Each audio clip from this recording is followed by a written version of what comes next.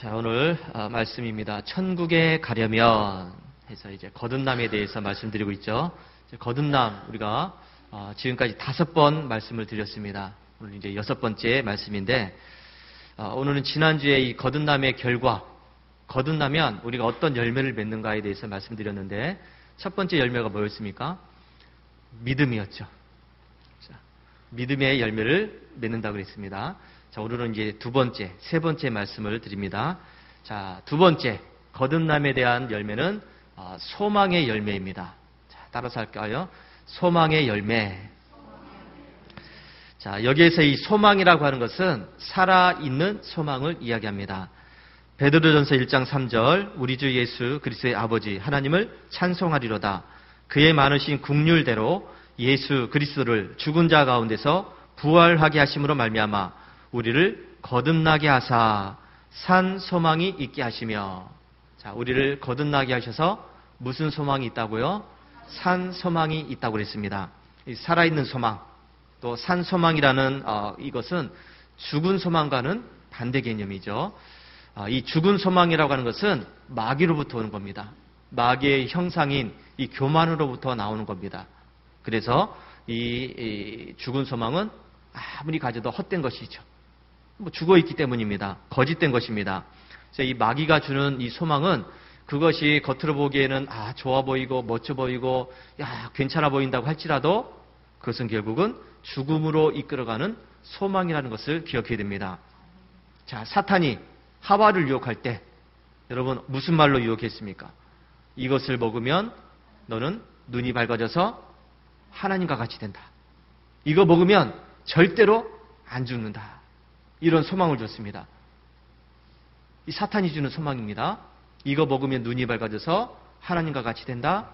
절대로 죽지 않는다. 자, 그러면 이 아담과 하와가 그걸 먹었습니다. 어떻게 됐습니까? 절대로 하나님과 같이 안 됐죠. 헛된 소망이에요. 사탄이 주는 이런 것들은 다 헛된 소망이고 거짓된 것입니다. 죽은 겁니다. 하나님이 주신 소망을 버리고 사탄이 주는 소망을 가졌던 이 아담과 하와는 결국은 하나님께 죄를 짓고 에덴 동산에서 쫓겨나게 됩니다. 하나님과 멀어졌죠. 인생의 생로병사를 겪으면서 이제는 저주받은 자로 살아가게 됩니다. 영원한 죽음, 영원한 고통을 당하는 버림받은 자가 되고 말았습니다. 그래서 에베소 2장 12절에서 그때 너희는 그리스도 밖에 있었고 이스라엘 나라 밖에 사람이라 약속의 언약들에 대하여는 외인이요 세상에서 소망이 없고 하나님도 없는 자이더니 이렇게 분명하게 이야기하고 있습니다. 이렇게 죄로 인해서 소망 없는 우리들에게 하나님께서는 불쌍히 여겨주셔서 긍휼히 여겨주셔서 우리에게 산 소망을 주셨음을 믿으시기 바랍니다. 예수님을 세상에 보내셔서 우리의 죄를 대신해서 죽게 하셨죠. 부활하게 하셨습니다. 그래서 우리를 죄 없는 자로 만드셨습니다. 그리고 하나님의 자녀로 삼아주셨죠. 그러면서 영원한 하늘나라를 상속받을 수 있는 이 소망을 주셨습니다. 그러면서 영원한 하늘나라를 바라볼 수 있는 소망, 여러분 하나님의 자녀가 되었기 때문에 우리에게 하늘 소망이 있다는 사실을 믿으시기 바랍니다. 우리가 예수님의 이름으로 거듭나서 구원받았기 때문에 이 하늘 소망을 가지고 살아갈 수 있게 되는 것이죠. 그래서 여러분 천국이 내 것이라는 소망을 갖게 되는 겁니다. 여러분 이 소망 가지고 계십니까? 나는 지금 죽어도 천국에 갈 수 있어. 확실합니까? 이 소망을 갖게 되길 바랍니다. 천국에 대한 소망은 하나님의 형상이 회복된 자, 다시 말해서 거듭난 자가 갖는 소망입니다. 이 소망은 예수님께서 죽으셨다가 부활하심으로 우리에게 주신 소망이기 때문에 산 소망이고 영원한 소망이라는 사실을 믿으시기 바랍니다. 로마서 15장 13절 소망의 하나님이 모든 기쁨과 평강을 믿음 안에서 너희에게 충만하게 하사 성령의 능력으로 소망이 넘치게 하시기를 원하노라. 여러분 이 말씀을 보면은 우리에게 이 천국에 대한 소망을 아주 확실하게 흔들리지 않고 아주 분명하게 갖게 해주신 분이 있다고 말씀합니다. 누구죠? 성령 하나님이십니다. 우리에게 천국에 대한 소망을 갖게 만드신 분은 성령님이십니다. 우리가 예수님을 믿는 순간, 우리가 거듭나는 순간 성령 하나님께서 우리 마음 가운데 오셨기 때문에 우리 마음 가운데 계신 이 성령 하나님께서 천국에 대한 소망이 흔들리지 않도록 우리를 지키신다는 것을 믿으시기 바랍니다. 로마서 8장 16절에 성령이 친히 우리의 영과 더불어 우리가 하나님의 자녀인 것을 증언한다. 누가 증언한다고요? 성령이. 성령 하나님께서 우리 마음 가운데서 그래 너는 이제부터 하나님의 자녀다. 이걸 증언한다고 말씀합니다. 17절 말씀해 보니까 자녀이면 또한 상속자 곧 하나님의 상속자요 그리스도와 함께한 상속자니 우리가 그와 함께 영광을 받기 위하여 고난도 함께 받아야 할 것이다. 우리가 하나님의 자녀가 되었습니다. 그러면 우리는 자동적으로 하나님의 상속자가 되는 겁니다. 하나님의 상속자. 그러면 천국에 대한 소망을 갖게 되는데 그럼 여러분 여기에 또 한 가지를 이야기합니다. 우리가 그와 함께 영광을 받기 위하여 뭘 받으라고 했냐면 고난을 받으라. 고난도 함께 받아야 할 것이다. 이렇게 이야기합니다. 그러니까 우리가 예수님과 함께 영광을 받기 위해서는 반드시 뭘 받아야 된다고요? 고난을 받아야 된다. 우리가 매일매일의 삶 속에서 자기를 부인하면서 자기의 십자가를 지면서 예수님 때문에 받는 핍박이나 고난이나 어려움들을 우리가 즐거운 마음으로 능히 이겨낼 때에 우리에게는 엄청난 영광이 주어진다는 사실을 믿으시기 바랍니다. 여러분 우리가 신앙생활을 해나가면서 여러 가지 위기를 겪습니다. 어려움을 당하죠. 고난을 당합니다. 여러 가지 고난을 당해요. 때로는 질병 때문에 고통을 당하지 않습니까? 아픈 것 때문에. 뜻하지 않는 질병 때문에 고난을 겪습니다. 또 여러 가지 일을 하면서도 실패하게 되고 좌절하게 되고 낙심하게 되고 인생의 쓴맛을 보게 되죠. 될 듯 될 듯 하면서도 안 되는 일들이 있습니다. 될 것 같은데 안 돼요. 그런 일 때문에 우리가 절망하기도 하죠. 또 괜히 오해를 받기도 합니다. 나는 아닌데 다른 사람이 오해를 해가지고 나를 그런 사람으로 볼 수도 있고요. 비난을 듣기도 하고 좋지 않은 말을 들을 수도 있습니다. 자, 우리가 이런 것들을 그냥 한마디로 이야기하면 시험 들었다, 시험 받는다 이렇게 이야기합니다. 근데 여러분 진짜로 거듭난 사람들은 이런 위기가 오고 고난이 오고 어려움이 오고 시험이 오더라도 절대로 믿음을 버리지 않는다는 사실을 믿으시기 바랍니다. 절대로 교회를 떠나지 않습니다. 절대로 이 신앙생활을 포기하지 않습니다. 우리 주변에 여러분 이런 사람들 얼마나 많이 있습니까? 나 누구 때문에 교회 안 갈 거야. 나 저 사람 보기 싫어서 교회 안 가고 아니야 나 다른 교회 갈 거야. 이제 교회 신앙생활 안 할 거야. 여러분 이런 사람들 보셨죠? 많이 보셨죠? 그런 사람들이 우리 주변에 많이 있습니다. 근데 여러분 잘 기억하시기 바랍니다. 진짜로 거듭난 사람들은 여러 가지 삶의 위기와 고난과 시험 속에서도 끝까지 믿음을 지킨다는 사실을 믿으시기 바랍니다. 나 누구 때문에 교회 안 갈 거야? 저 사람 미워서 다른 교회 갈 거야? 나 이제부터 교회 안 갈 거야? 이건 거듭나지 않았다는 얘기예요.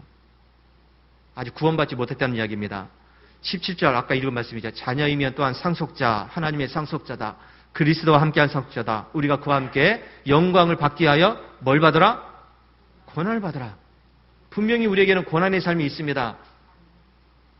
내가 잘못해서도 있지만은 잘못 안 했는데도 고난이 올 수도 있어요. 근데 그것 때문에 믿음을 버린다, 교회를 떠난다, 신앙생활을 포기한다, 아직까지 구원 못 받았던 이야기죠.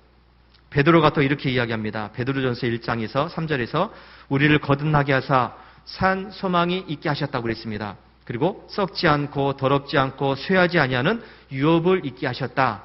하늘의 소망은 없어지지 않는 겁니다. 사라지지 않는 것이죠. 너희는 말세에 나타나기로 예배하신 구원을 얻기 위하여, 자, 구원을 얻기 위하여 믿음으로 말미암아 하나님의 능력으로 보호하심을 받는다. 구원 얻기 위해서 우리가 이 믿음을 가져야 되는데 이 믿음을 하나님의 능력으로 보호하신다고 말씀합니다. 너희가 이제 여러 가지 시험으로 말미암아 잠깐 근심하게 될 수도 있다. 시험 당할 때 잠깐 낙심할 수도 있습니다.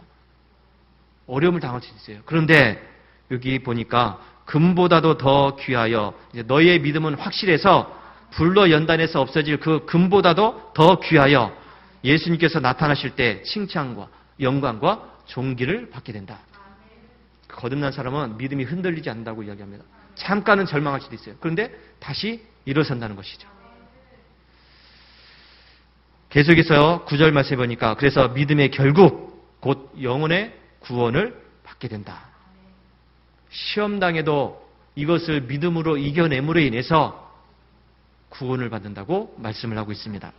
거듭난 사람, 진짜로 거듭난 사람은 인생의 쓴맛을 당하기도 합니다. 자기를 위협하는 여러 가지 시험 앞에서 넘어지기도 합니다. 그러나 하늘 영광을 바라보면서 불러 없어지를 그 믿음으로, 없어지지 않는 그 믿음으로 이겨낸다는 것이죠. 그래서 결국에는 칭찬과 영광과 존귀를 받는 구원의 길에 들어선다는 것을 믿으시기 바랍니다.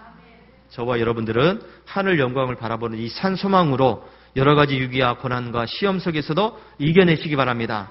그래서 하나님의 자녀로서 영광스러운 삶을 살아가게 되기를 주의 이름으로 축원합니다. 자, 이제 세 번째 열매. 거듭난 사람은 사랑의 열매를 맺습니다. 자, 무슨 열매요? 사랑의 열매. 자, 첫 번째 열매는 믿음의 열매. 두 번째는 소망의 열매. 세 번째는 사랑의 열매. 그 중에 제일은 사랑이라. 자, 성령으로 난 사람, 거듭난 사람은 사랑이라는 표적이 나타나요. 자, 로마서 5장 5절.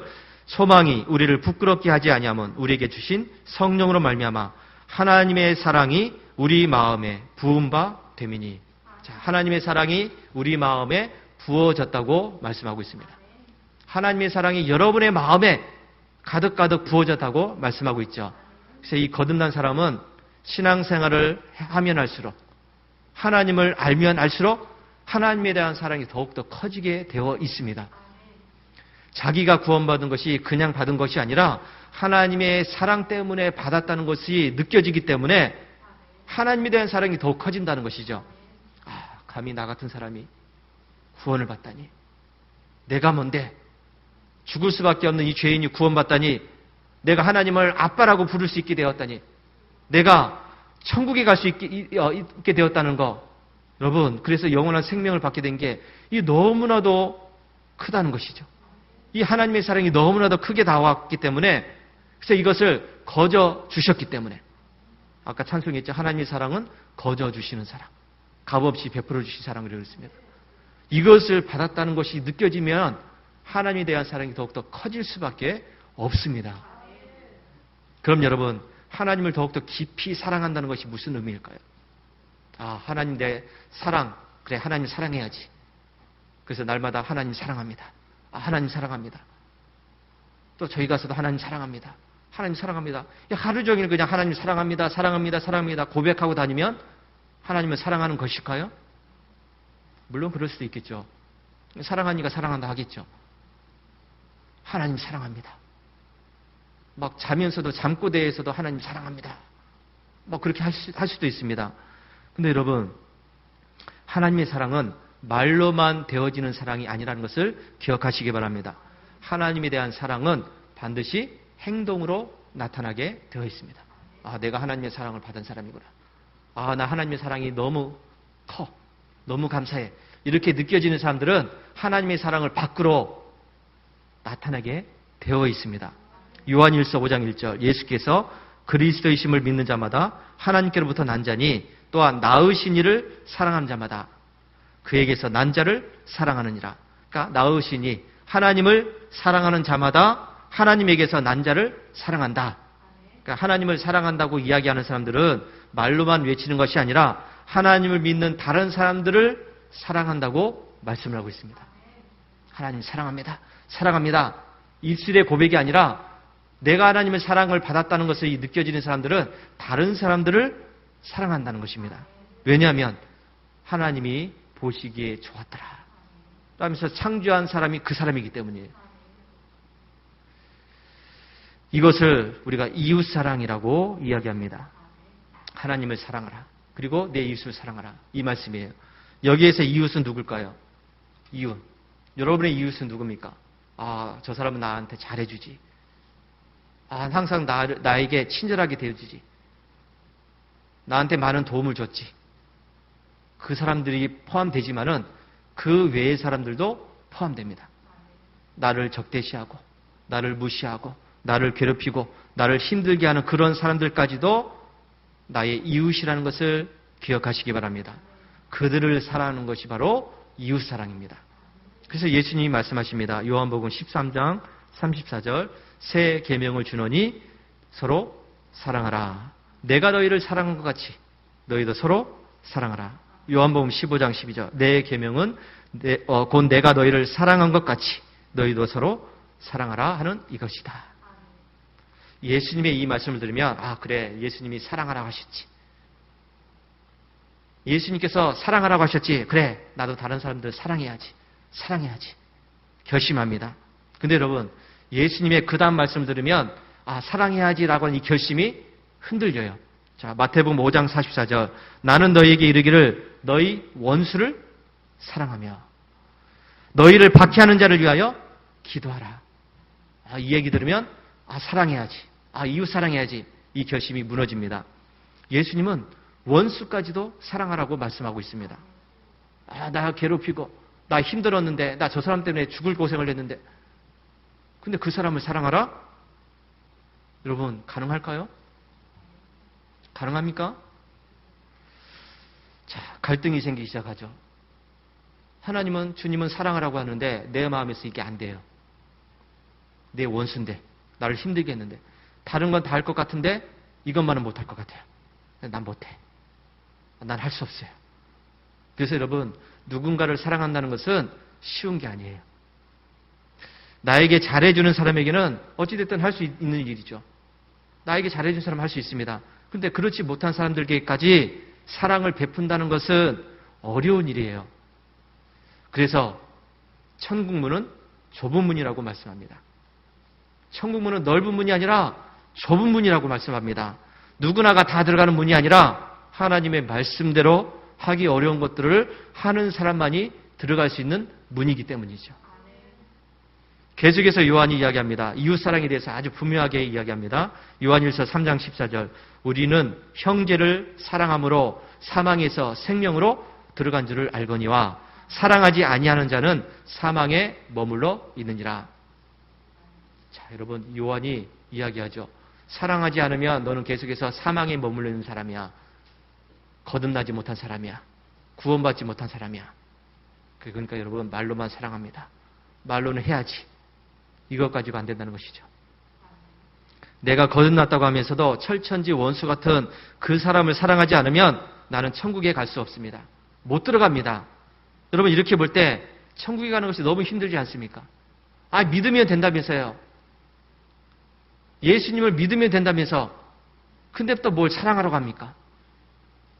너무 힘들어요. 이 커트라인이 너무 높습니다. 내가 다른 것은 다 하겠는데 주님 나 이것만은 절대로 못하겠습니다. 못 가는 거예요. 그러니까 우리가 진짜 거듭난 사람과 거듭난 것처럼 보이는 사람이 아주 분명하게 판가름이 나는 것이죠. 진짜로 거듭난 사람은 합니다. 그런데 거듭난 것처럼 보여지는 사람들은 할 수 없다고 이야기하는 것이죠. 요한일서 4장 7절 사랑하는 자들아 우리가 서로 사랑하자. 사랑은 하나님께 속한 것이니 사랑하는 자마다 하나님으로부터 나서 하나님을 알고. 여러분 사랑의 출발점이 어디입니까? 하나님이죠. 사랑은 누구에게서부터 났다? 하나님께 났다. 하나님께 속한 것이다. 하나님의 사랑이 우리에게 주어졌습니다. 우리에게 부어졌다고 말씀했습니다. 하나님의 사랑이 나에게 있어요. 그러면 그 하나님의 사랑을 받은 나는 그 하나님의 사랑을 어떻게 해야 된다고요? 다른 사람들에게 흘려 보내야 된다고 말씀합니다. 하나님의 사랑을 받았으니까 그래 내가 간직하고 있다가 나만 받아야지. 오늘 찬송에서도 나만 받아야지. 이게 아니라는 것이죠. 내가 하나님의 사랑을 받았으니까 나도 그 하나님의 사랑을 베풀라는 겁니다. 누구에게요? 이웃에게. 그 이웃이 누구라고요? 나의 원수. 나의 원수까지도 사랑하는 것이 하나님의 사랑이라고 말씀하고 있습니다. 그런데 여러분 그 원수를 그럼 어느 정도까지 사랑해야 되나? 그래 원수 뭐 사랑해 주지 마. 그래 용서했어. 그래. 그냥 뭐 까짓 거 뭐 한번 해주지. 그러면 되나요? 그게 아니에요. 요한일서 3장 16절 그가 우리를 위하여 목숨을 버리셨으니 우리가 이로써 사랑을 알고 우리도 형제들을 위하여 목숨을 버리는 것이 마땅하니라. 여러분 예수님이 나를 위해서 목숨을 버린 것 같이 나도 원수를 위해서 목숨을 버릴 정도까지 사랑하라고 말씀하고 있습니다. 이 말씀을 들으면 더 심란해져요. 아이, 가지고 눈 한번 딱 감아주고 그냥 한번 사랑하는 것처럼 보이면 되지 뭐. 그러니까 이웃사랑, 원수사랑을 그냥 흉내내는 정도까지만 해서는 안 되고 내 목숨을 버리면서까지도 사랑해야 한다고 말씀합니다. 너무 불가능한 일이에요. 너무 힘들어요. 나도 못할 것 같아요. 어떻게 원수를 사랑하고 그것도 그 사람을 위해서 죽기까지 하면서까지 사랑하라. 이거 참 너무 심란해요. 그러면 나는 이거 못한 일이니까 하나님 나 이제 구원 못 받은 것 같아요. 나 포기할래요. 나 이거는 절대로 못하니까 포기하랍니다. 그래야 됩니까? 그게 아니에요. 여러분 이 거듭남을 우리가 잘 기억해야 됩니다. 진짜 하나님의 사랑을 받고 거듭난 사람들은 그 하나님의 사랑이 그를 그렇게 되어가도록 만들어 가신다는 사실을 믿으시기 바랍니다. 이웃사랑, 원수사랑은 내가 해야지. 내가 한번 해야지. 그렇게 해서 되는 것이 아니라는 것이죠. 내 안에 계신 성령 하나님께서 그렇게 되어지도록 만들어 가신다는 겁니다. 하나님의 사랑이 부어졌다면 그 사랑이 자동적으로 이웃으로 향하게 만들어 가시는 겁니다. 이게 진짜 거듭난 사람의 모습이에요. 그러니까 거듭난 사람은 그렇게 하게 되어 있다는 겁니다. 해야지. 그렇게 해서 할 수 있느냐 못하느냐 이게 따지는 것이 아니라 거듭난 사람은 하나님의 사랑 때문에 그렇게 하게 되어 있다는 겁니다. 여러분 하나님의 자녀가 되는 것은 거듭나는 것은 한순간에 일어나는 사건입니다. 언제요? 한순간에. 이것은 마치 어린아이가 어머니의 뱃속에서부터 태어나는 것과 같은 이치예요. 자, 엄마가 아이를 낳을 때 진통이 오래될 수도 있잖아요. 진통을 없이도 부숙 나는 사람도 있지만은 진통 오랫동안 하면서 낳는 사람도 있습니다. 자, 그러면 여러분 거듭남이 한순간에 이루어졌다 하는 말씀이 바로 그 말씀이에요. 진통은 오래 있을 수도 있지만은 아이가 태어나는 것은 쑥 나는 거 아닙니까?